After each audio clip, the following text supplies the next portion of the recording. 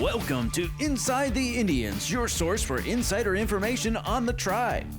Stay with us as we bring you the latest about the players, managers, and people behind the scenes at Victory Field. Now here's your host, the longtime broadcast voice of the Indians, Howard Kellman. Hi everybody, welcome to Inside the Indians. On today's show, we'll talk to manager Brian Esposito, pitching coach Brian Hickerson, and pitcher James Marvel. We'll be back with Espo on the home of the Indians, WHMB TV 40.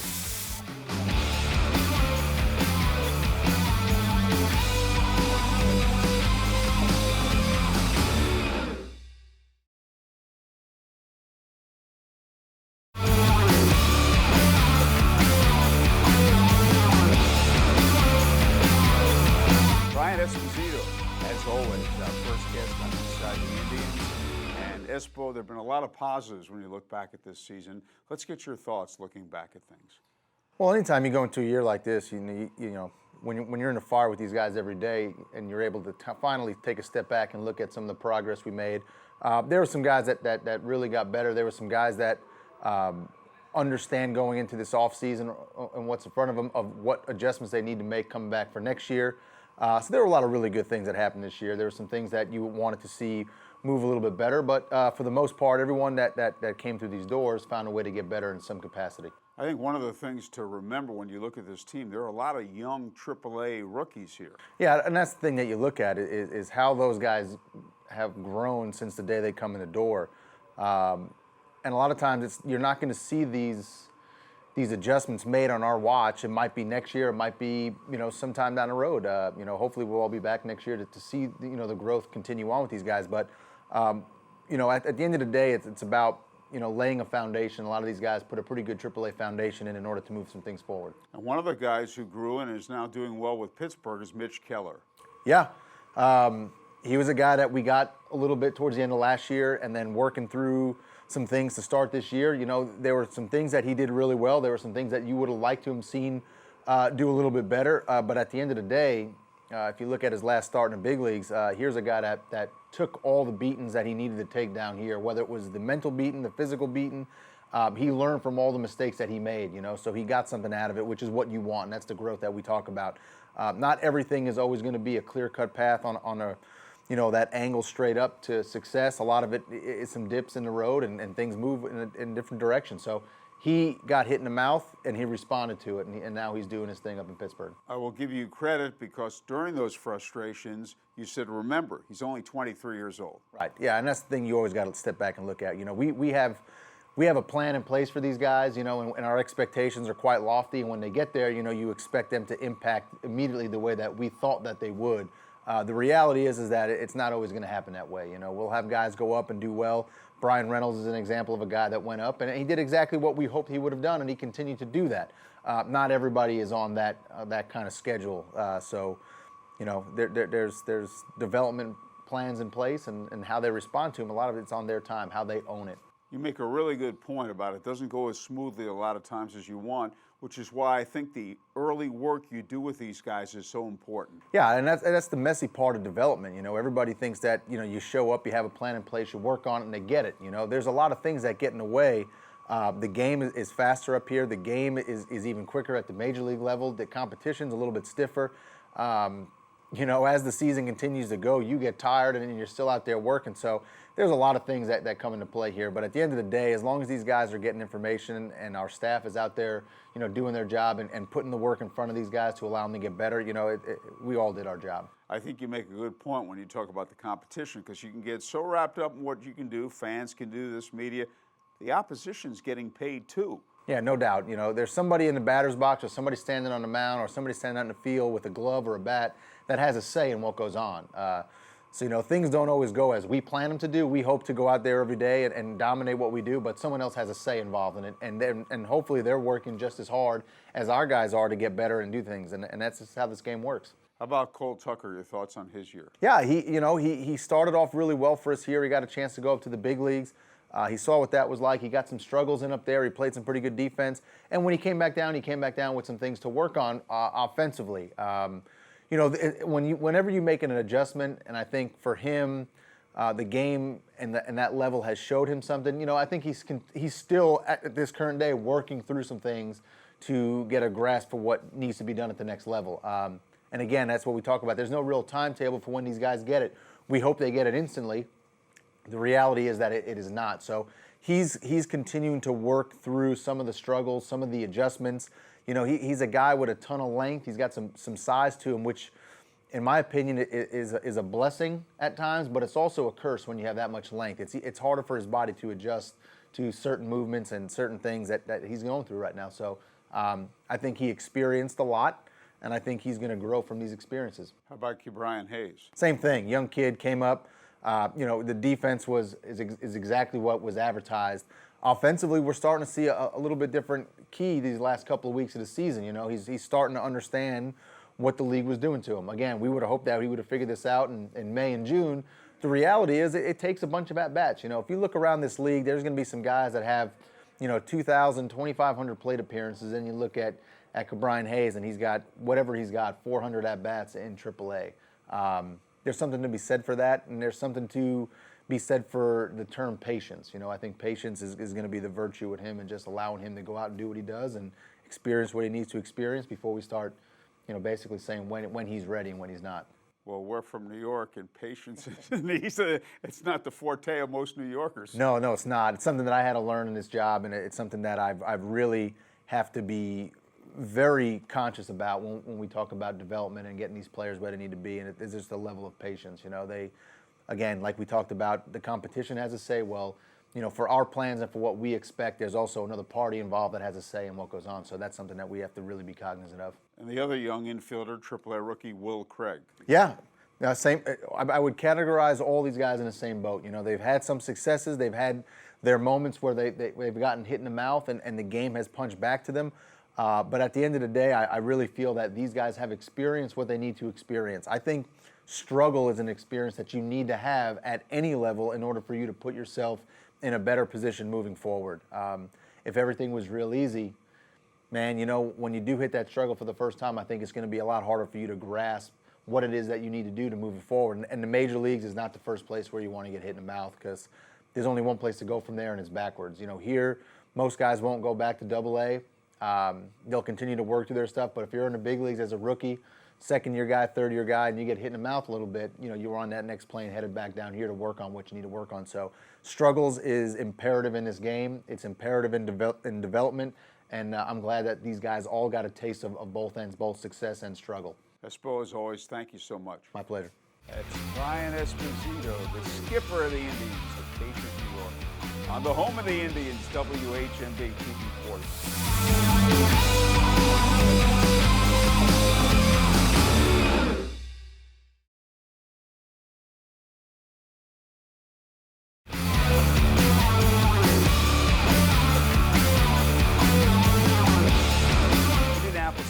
Pitching coach Brian Hickerson, our next guest on Inside the Indians. Brian, there have been a lot of positives.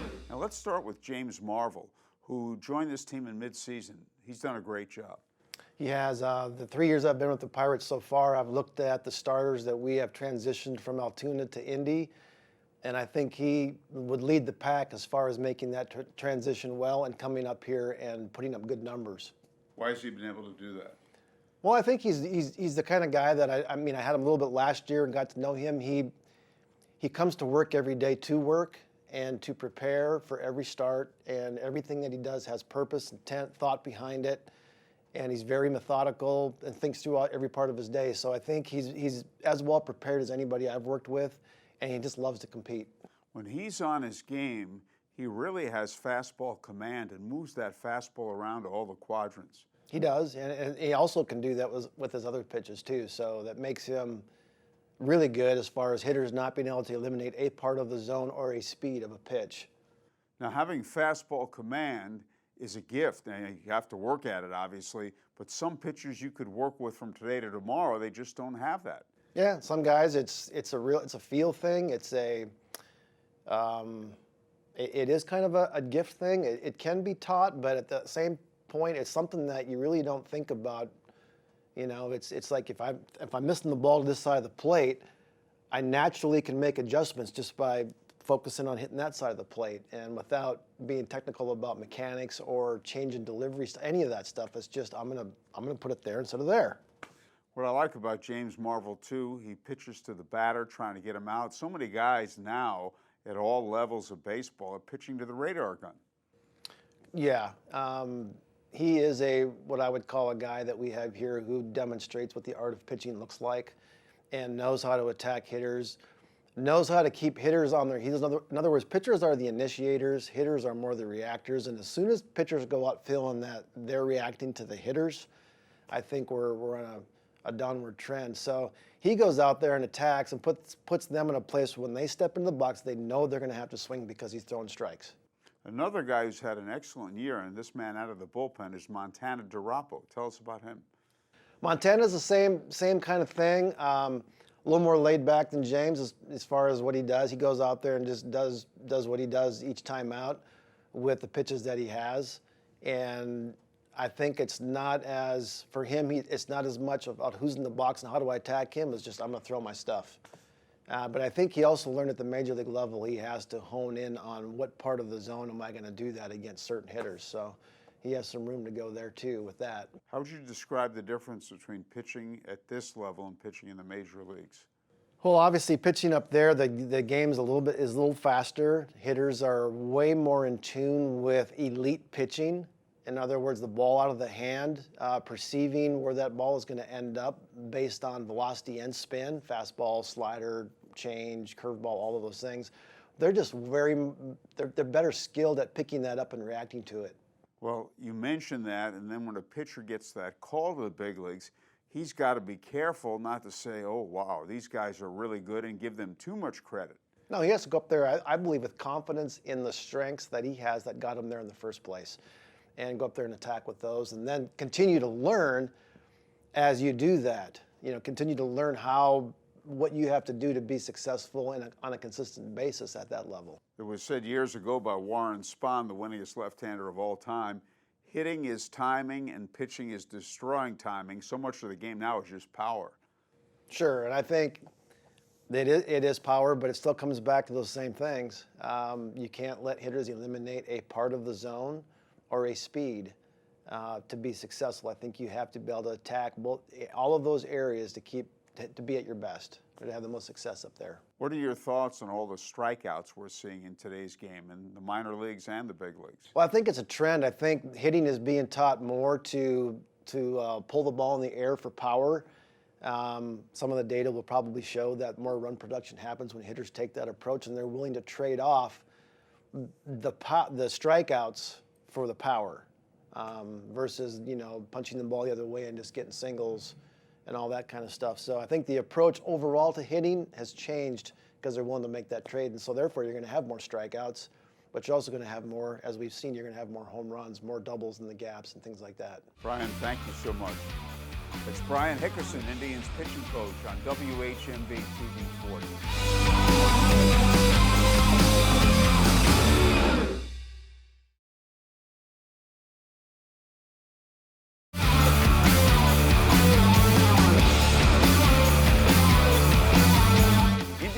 Indians pitcher James Marvel, our next guest on Inside the Indians. And James, you pitched great ball since you joined the team in mid-season.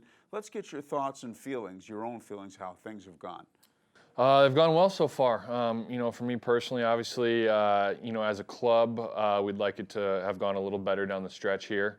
And hopefully had been playing, some baseball for some playoff contention. But, other than that, it's been fantastic to be here playing with a club made up of some of the best players that I've ever played with. So as a pitcher, it makes my job a lot easier with a defense behind me like we got and an offense that swings it. And my time has been nothing but great since I've been here. Tell us about your philosophy and your approach to pitching.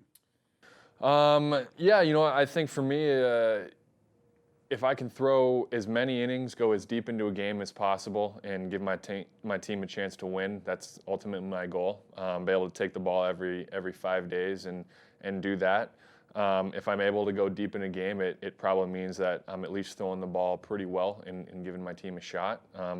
to do that, I just try and be really aggressive to the zone, be creative with my pitch selection, and then work with my catcher. I've been working with Christian Kelly a lot, who's been fantastic for me behind the dish, and just trusting him, throwing what he puts down and executing a pitch, and letting my defense, work behind me. Guys like Brian Hayes, who's an incredible defender, Cole Tucker, Jason Martin in the outfield. Typically, if it's on the ground here, or if it's hanging up in the air, these guys are going to go get it and make a play. So it allows me to just be aggressive in the zone and hopefully get some quick outs, and that's what I try to do as a pitcher. Using the word quick, let's make it quickly. You work very quickly. Between pitches, if you have your say, you're ready to go immediately. Tell us your feelings behind that.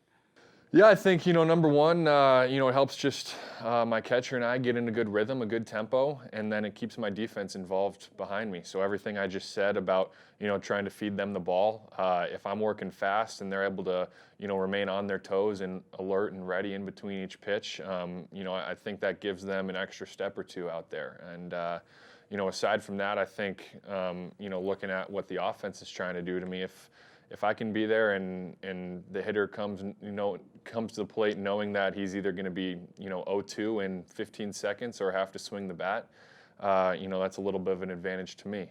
Hopefully it makes them hit my pitch rather than theirs. Brian Esposito has told me he likes the fact that on a day you're not pitching, let's say you're pitching the next day, you're in the dugout really studying and watching those opposing hitters. Yeah, I think it's important, at least for me in my game, the way that I pitch, to have an understanding of the hitters, what they're trying to do, trying to identify, maybe some holes in their swings or just what their game plan is against our pitchers. As a guy, for me as a pitcher who, relies on command and, moving it in and out, up and down, changing speeds, I'm not going to come in and throw 97 and blow the ball right by somebody. So, I have to have an understanding of what they're going to do to me. So, I try to figure out what my game plan is, and then, you can prepare as much as you want, but that only takes you so far as to really your first pitch. And then, they might have made a particular adjustment or come out with a whole different game plan than what you prepped for. So that's a little bit of what, the game brings to you. So you can prepare as much as you want, and then you're out there, the game tells you something different, you got to be able to adjust on the fly. That's that old line, everybody has a plan until he gets hit. Exactly. And then you have to adjust, as you said. Well, the fact that you come right after hitters is so impressive. And you mentioned in and out, up and down, that's fastball command. If you can hit the 4 quadrants, low and away, up and away, down and in, and so forth, you can hit those 4 quadrants, that's like 4 different pitches. It is, and I try to think of it and use it that way. And, it just goes back to, you can have your game plan, you can do that prep work like we just talked about, but, if you go out there and you can't execute it, at least for me, then that's when you get in trouble. So, my plan is hopefully just to go out there, be feeling good, and, whatever my catcher throws down, just focus on one pitch at a time and execute that single pitch. You can't really throw the next 1 or 2 until you've thrown that one. Which is something that, I've really found that focus works for me as my career has gone on. Just you got to focus and execute on that pitch. After that one's done, then you can throw the next one. You're a Duke man. Tell us about the academic and the athletic experience of going to Duke. Yeah, it was always, goal of mine to go to a really high-level academic school, and one that also plays at a high level of baseball. And, Duke is a fantastic academic institution, but also plays baseball in the ACC, which I would throw up there against any collegiate conference in the country in terms of the quality of baseball.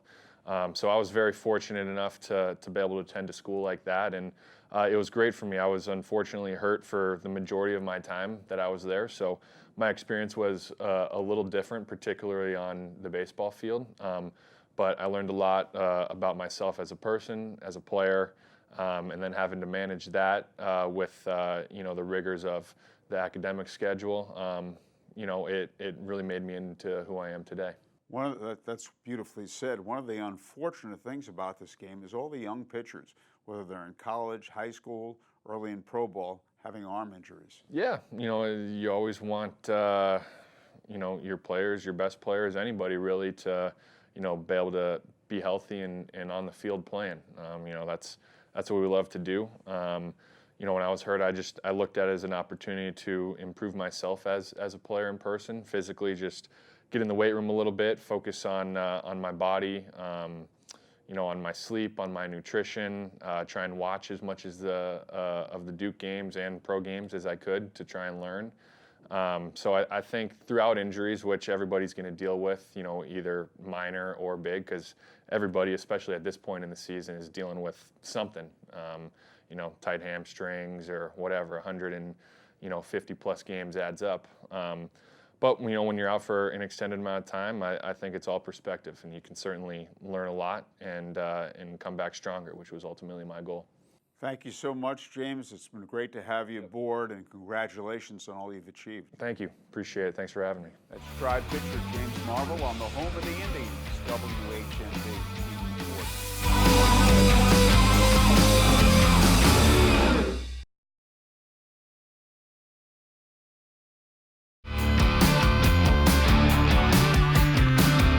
Thanks to our guests, Tribe manager Brian Esposito, Indians pitching coach Brian Hickerson, and Indianapolis Indians right-handed pitcher James Marble. See you next week on Inside the Indians.